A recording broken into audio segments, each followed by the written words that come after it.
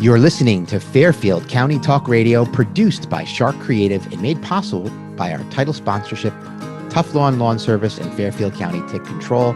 Thank you, Lisa, and your entire team over there. This is our nonprofit spotlight, amplifying the efforts of our local nonprofit community. Today, we're with Allison Stockel, who has produced in the past for CNN, MTV, Time Warner, and now finds herself as the executive director of the Ridgefield Playhouse. The Ridgefield Playhouse is a nonprofit performing arts center, entertaining, enriching, and educating the community and the surrounding areas to inspire people of all ages and backgrounds. Allison, it's so great to see you. It's nice to meet you and have you here on the show. Tell us a little bit about the Ridgefield Playhouse. Give us a little history, little background for those folks who are listening who may not know anything about it.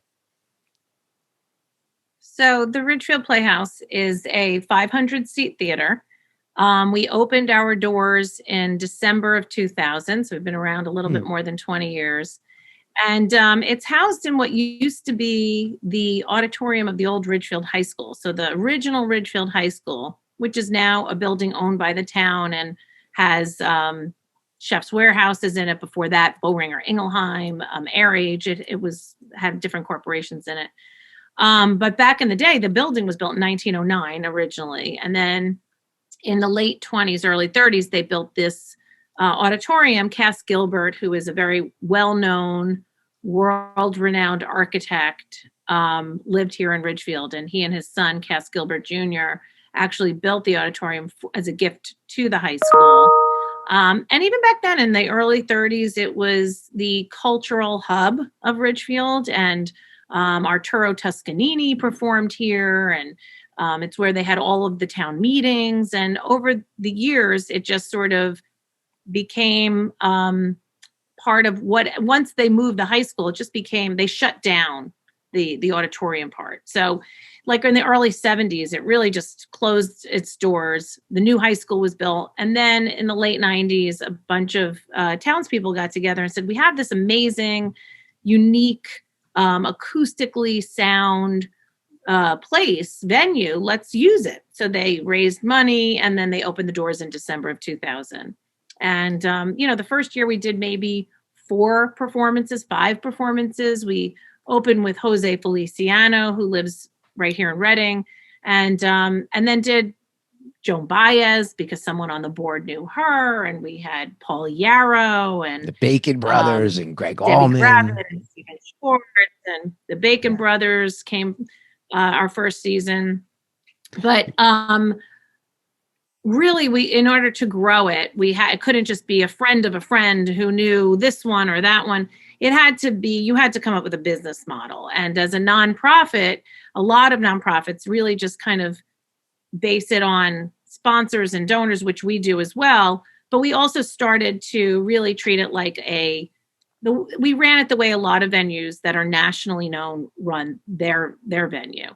And, just sort of built the programming over the years. And we went from maybe 20 shows a year to built it to 40 shows and then to 80. And prior to COVID, we were at about 250 shows a year.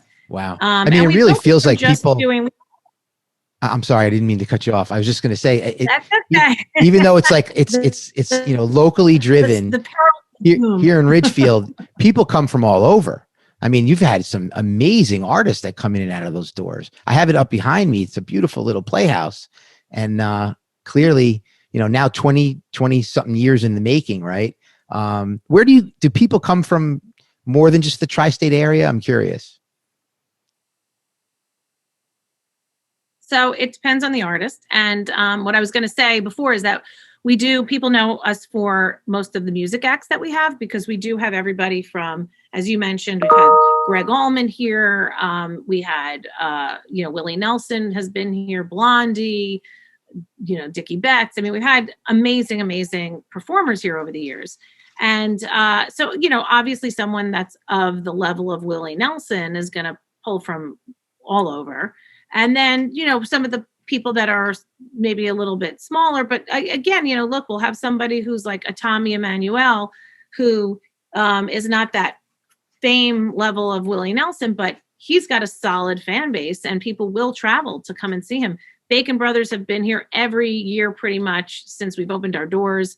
And, people travel all over to come see them. So it really depends. But we've had some shows where people have come as far south as the Carolinas and as far north as like Maine, and they'll come down and they'll travel just to see their favorite artist.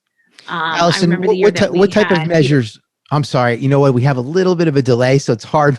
It's actually hard to interject when we were trying to get another question in there. But I just wanted to ask you, and I know you're pressed for time. Clearly, the pandemic has had to have an effect on you guys, right? I mean, you're in entertainment. What have you had to do? Like, how have you had to change things this year? How have you made it through? Because clearly, you're still, you're standing, and you have more acts that are coming in. Well, give us a little idea of some of the measures you've had to take.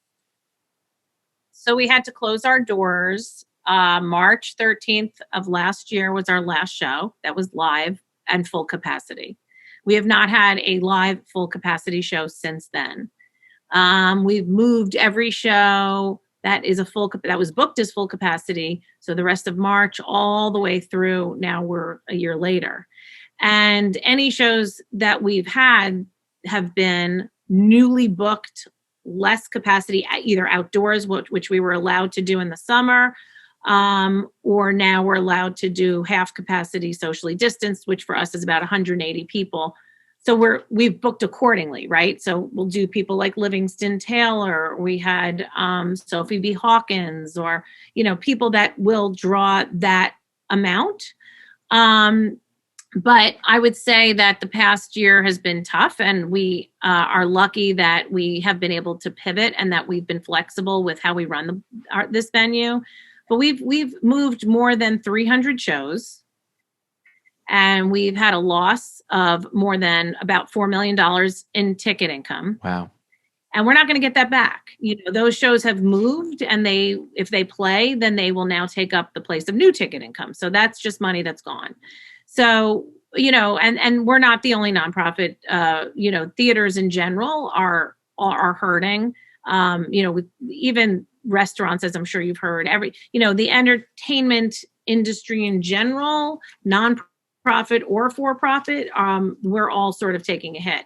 So it's just, how can you be creative and what can you do? So we have been working with a lot of places to do virtual shows, live streaming shows. We partner with, the Met Opera, and we are doing some live streaming operas with them and in partnership with them that are coming up, La Boheme and some other ones.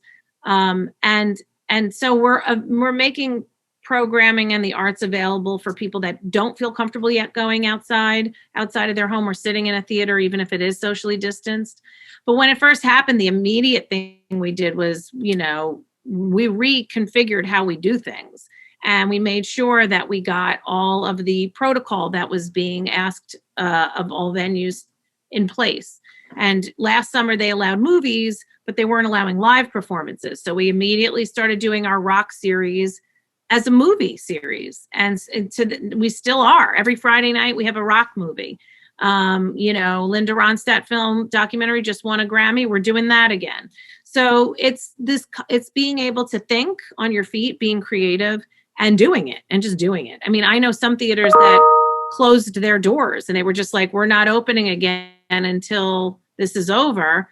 And that wasn't something I was okay with. I felt that we have a mission, and we're going to do our mission, and we'll figure out how to do it based on what we're allowed to do. And a great attitude, obviously. And how's the response been to those ideas that you've had about doing the viewings on the screen?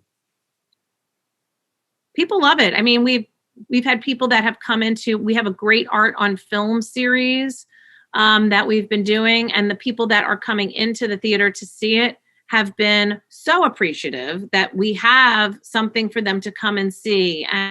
And now, so we've done the movie Frida Viva La Vida, which was part of our Great Art on Film series. And now we're able to live stream it. Yeah. So there it is right above your head. So you can actually, if you didn't get to come into the theater and see it, and you want to see this documentary about Frida Kahlo, which is an amazing documentary, by the way, then now you can just buy the live stream ticket. And it's like a movie. Like you pick the date and the time that you want to see it, 3 p.m., 7 p.m., 10 p.m., whatever it is. And you stream it and you get to see it. And it's a one-time stream. It's not like you can buy it and you can see it anytime between this date and this date. It's like going to a movie, but it's in your house. So it's really, it's a good option for people. And then you can come into the theater and see, look, there's a benefit for a lot of people don't want to go out of their home, but then there are people that want to go out of their home and want to see a movie on a big screen. So we have coming up, I see also behind your head, the 10 Commandments.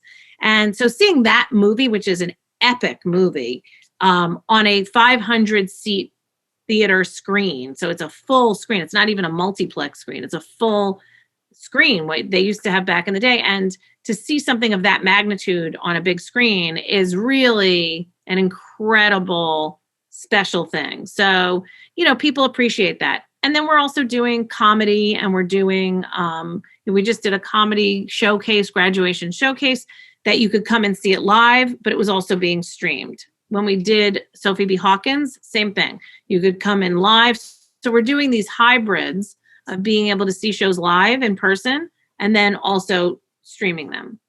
And with Allison have been here, really Executive Director of Ridgefield Playhouse, just telling us how they've had to be creative throughout the year.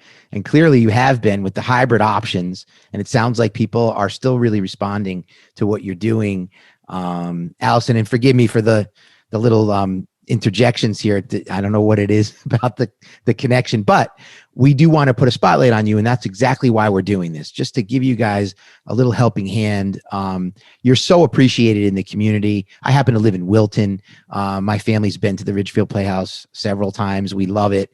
So I'm really glad that you guys, as hard as it's really been, that you've been able to navigate through. Let's talk about what's coming up positive. I know that you did mention a few things that you have on the calendar, but what's the onset? What's the outlook for the next 6 months? What could people expect from the Ridgefield Playhouse with things the way they are right now?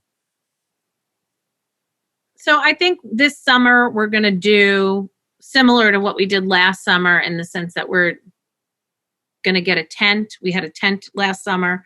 And we're doing socially distanced outside under the tent. And that's where we'll have some of the smaller musical shows, like a duo or acoustic. We had Jorma Kaukonen last year from Hot Tuna. We'll probably get him back again. But just doing shows that are like solo acoustic shows and comedy under the tent. And then we are going to also do some shows in the park or on a stage right outside the Playhouse. And those will be bigger band shows. And then we're also going to do some indoor shows. I mean, we are allowed to do indoor performances. Again, right now it's half capacity.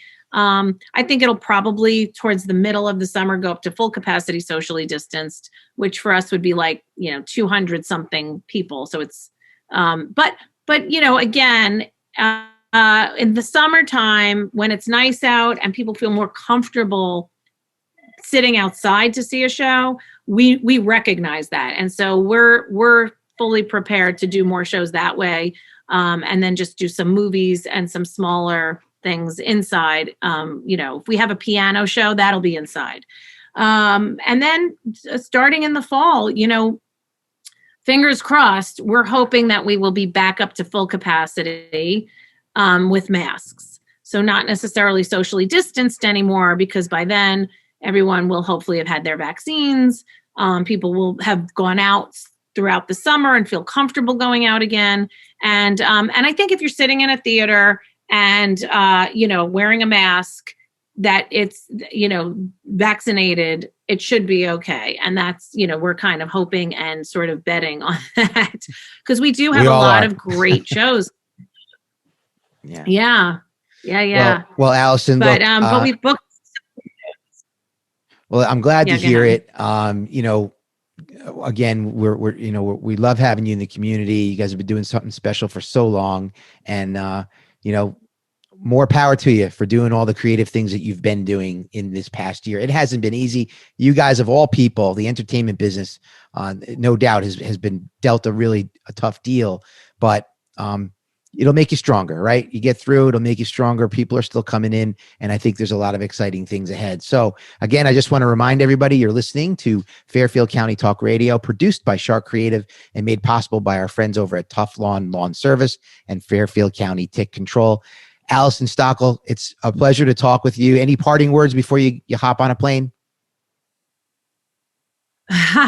No, I just want to say thank you it's nice that you do this, that you shine lights on nonprofits and that you give us an opportunity to promote ourselves. It's always a help. And, if anyone wants to check anything out or donate to the Ridgefield Playhouse, we do have a